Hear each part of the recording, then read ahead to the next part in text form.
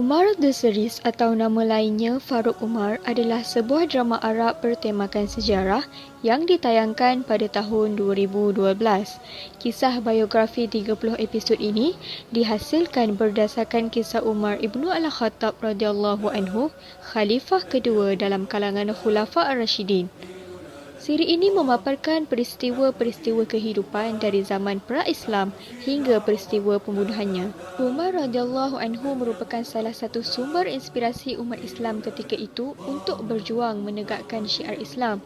Peristiwa penting yang diketengahkan dalam siri ini iaitu pembukaan Kota Mekah, kewafatan Nabi Muhammad sallallahu alaihi wasallam, pelantikannya sebagai khalifah kedua setelah kematian Abu Bakar radhiyallahu anhu, kisah-kisah dan kemelut semasa pemerintahannya sehingga peristiwa syahid semasa dibunuh oleh Abu Lu'lu' ketika sedang menunaikan solat subuh berjemaah. Dalam video ini, kami akan menyingkap semula peristiwa pengislaman Umar radhiyallahu anhu. Peristiwa ini bermula semasa Umar berada di rumahnya. Perasaan marahnya semakin membuak-buak terhadap Nabi kerana dia beranggapan bahawa baginda sebagai punca perpecahan kaum Quraisy.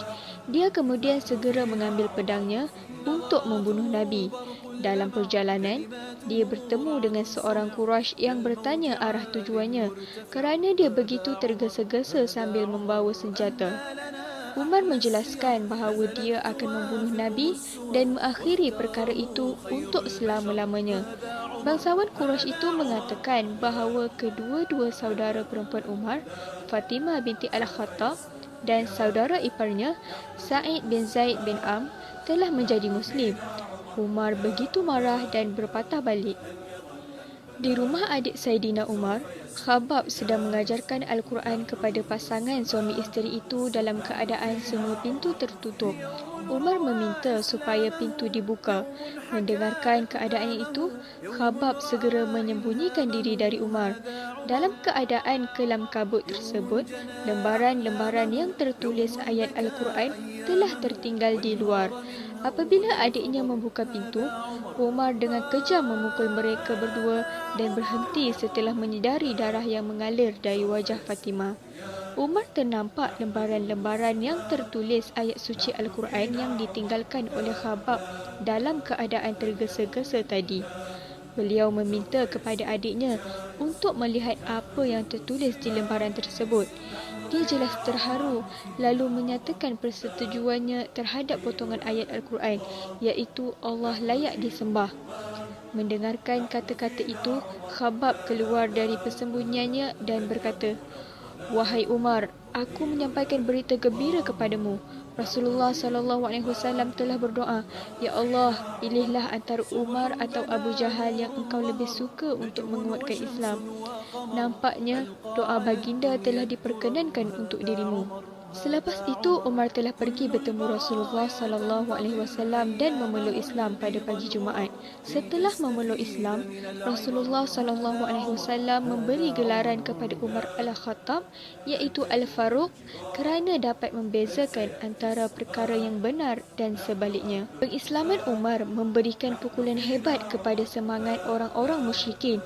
Namun begitu, bilangan umat Islam masih kecil untuk mengimbangi seluruh negeri yang memusuhi mereka. Orang musyrikin melipat gandakan usaha mereka untuk menghancur leburkan dan melenyapkan Islam. Dengan kehadiran Umar radhiyallahu anhu, orang Islam telah mula berani untuk menunaikan solat di tanah haram.